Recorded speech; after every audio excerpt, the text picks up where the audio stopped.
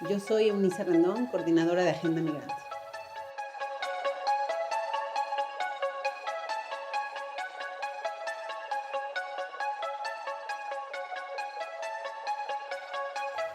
Los migrantes sufren muchos problemas ante la pandemia del coronavirus debido a su condición de movilidad, debido a su contexto, debido a los diferentes lugares en donde hoy se encuentran muchos de los migrantes en el mundo y particularmente en México. En México y en Estados Unidos vemos una complicación importante, primero porque los centros de detención en donde hay muchos de estos migrantes en Estados Unidos, en México en las estaciones migratorias, en los albergues, pues hay muchas personas, es decir, no pueden tomar las medidas que está dictando el gobierno, que están recomendando a nivel internacional de tener una sana distancia, simplemente porque está uno del lado del otro. Es difícil si alguna de estas personas infecta, como ya vimos que sucedió, ya en Estados Unidos tenemos el primer infectado migrante mexicano en un centro de detención, pues ahí el peligro es, uno, que no puede hacer una autocuarentena, viven en cercana proximidad, y lo segundo es que el contagio se propaga de manera rápida y es difícil el control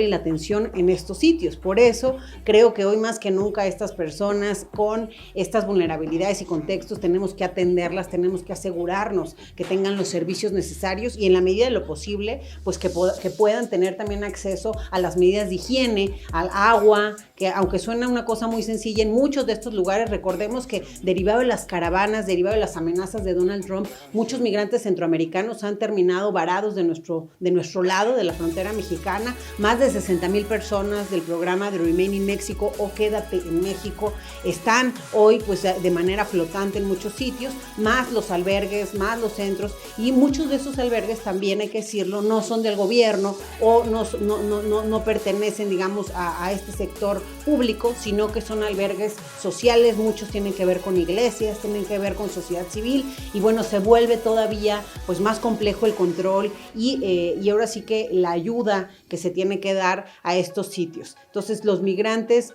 han estado pasando, hoy además hay esta amenaza de Donald Trump que va a regresar a todos a México, ya lo venía haciendo con Quédate en México, repito, más de 60,000 personas están en esa condición, y hay un tema adicional, los niños migrantes. Muchos de los migrantes, tan solo el año pasado, con datos del Instituto Nacional de Migración, 50,000 niños migrantes fueron detenidos, acompañados o no acompañados de los dos tipos, pero otra vez en el tema del coronavirus y esta pandemia, vemos que los niños, si bien no son afectados gravemente por el virus, sí pueden ser portadores de este virus y sobre todo transmitirlo a otras personas, y bueno, ahí las personas que ya sean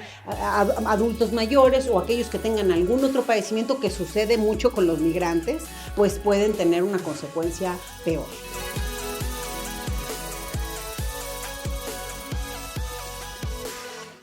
Mira, creo que hoy todos estamos indefensos hasta es decir, todos estamos en riesgo de contraer esta pandemia, este virus, y de manera particular creo que nuestras familias migrantes en Estados Unidos tienen un riesgo, otra vez por ser una población con contextos distintos. ¿A qué me refiero? ¿Documentados o no documentados? Porque hoy todos están en riesgo. Recordemos que hace algunos meses la Suprema Corte le permitió al presidente Donald Trump y a su gobierno limitar, por ejemplo, las visas de los que ya son residentes por allá, limitarles la renovación de estas visas si se comprueba que ellos han utilizado de más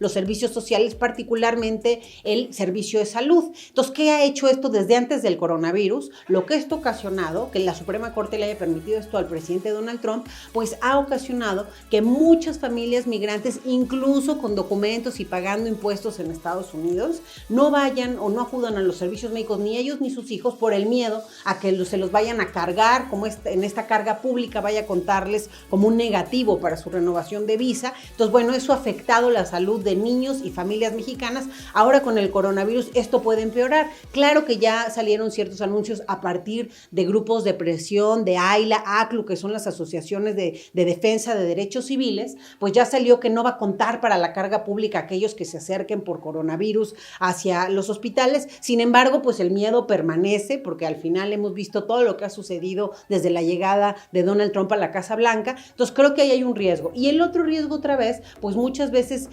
nuestras familias mexicanas por allá tienen que trabajar en cercana proximidad, tienen que trabajar en condiciones que pues los ponen en mayor riesgo ante una pandemia. Y bueno,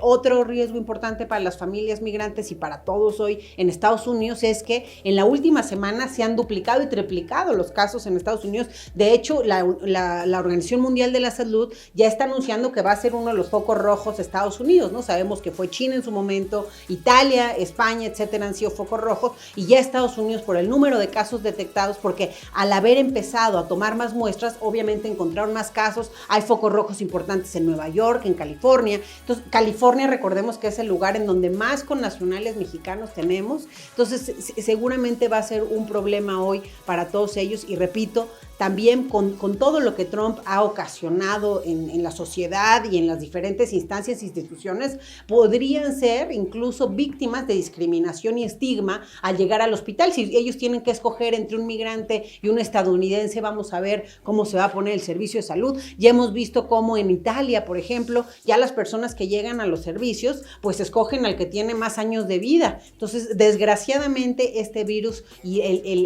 ahora sí que la falta de respiración, o sea, los problemas ya en la fase más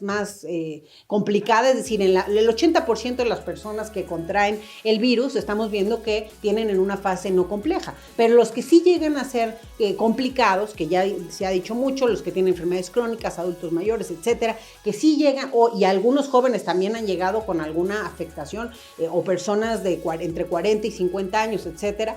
los que sí llegan, pues van a requerir camas de terapia intensiva, ventilación mecánica, y hoy eso está saturado en el mundo al final del día. Entonces creo que otra cosa que pudieran sufrir nuestros migrantes en Estados Unidos, documentados e indocumentados, es esta discriminación y este estigma que además pues ha sido en mucho propiciado por su propio presidente.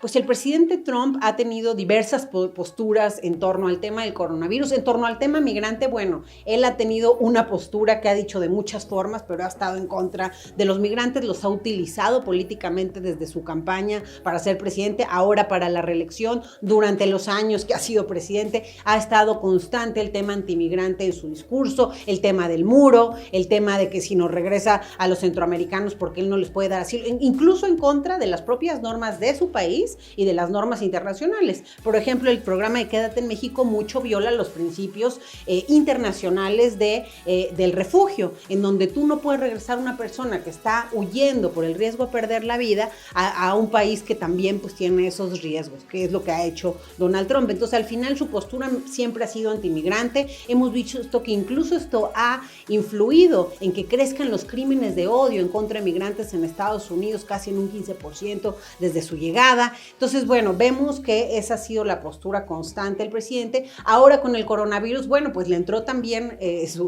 ahora sí que Estados Unidos primero, y ya vamos a hacer América grande y todo esto, le entró también con las primeras decisiones que ha tomado, o sea, las primeras decisiones que tomó el presidente Trump cuando empezaron a presentarse casos ya en Estados Unidos, fueron todas ellas sin ninguna base científica detrás. Es decir, cerrar los vuelos de Europa hacia Estados Unidos, que fue la primera, que mejor se vinieran a México esos vuelos. La otra decisión que tomó es poner módulos de detección en aeropuertos, que eso, la ciencia, la experiencia y la evidencia nos muestra que no sirve de nada. Salió incluso en la revista Science hace algunas semanas por qué científicamente eso no sirve, y se gastan muchos recursos que más bien se tienen que utilizar, repito, en camas de hospitales para terapia intensiva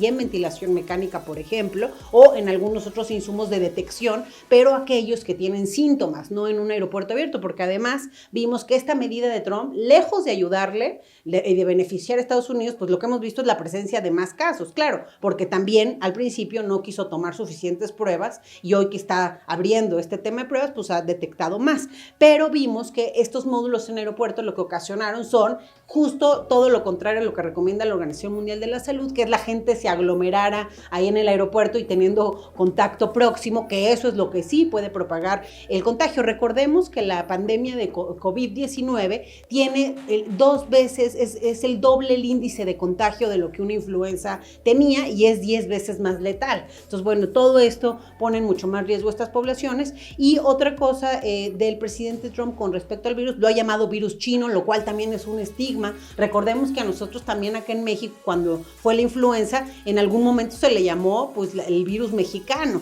Y todo esto está en contra de lo que marcan los principios internacionales y los derechos humanos.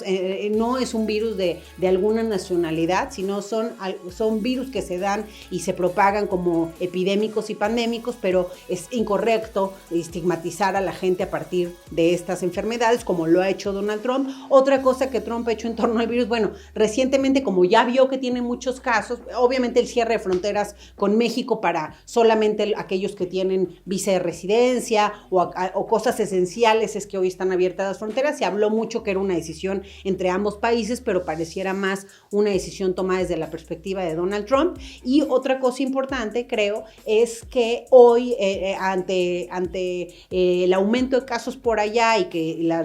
Organización Mundial de la Salud dijo que iba a volverse un foco rojo a Estados Unidos de este virus, entonces Trump el día de ayer ya empezó a hablar, entre ayer y hoy, en estos días, ha estado hablando de abrir nuevamente las fronteras, que el comercio, que la parte económica. Entonces hemos visto una cosa constante, que es decisiones lejos de una base científica, siempre con racismo y estigma, como es su manera de gobernar.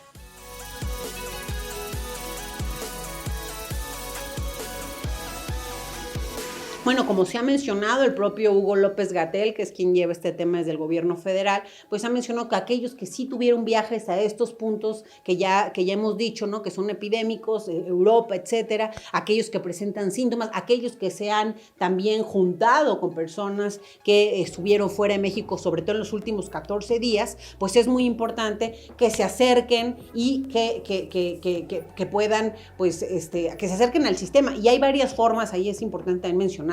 Por un lado, aquellos que presentan síntomas y tienen tos, tienen temperatura, en fin, todos los síntomas que han mencionado desde la Organización Mundial de la Salud y desde el gobierno mexicano. También hay un número, por ejemplo, desde la Ciudad de México al que pueden llamar,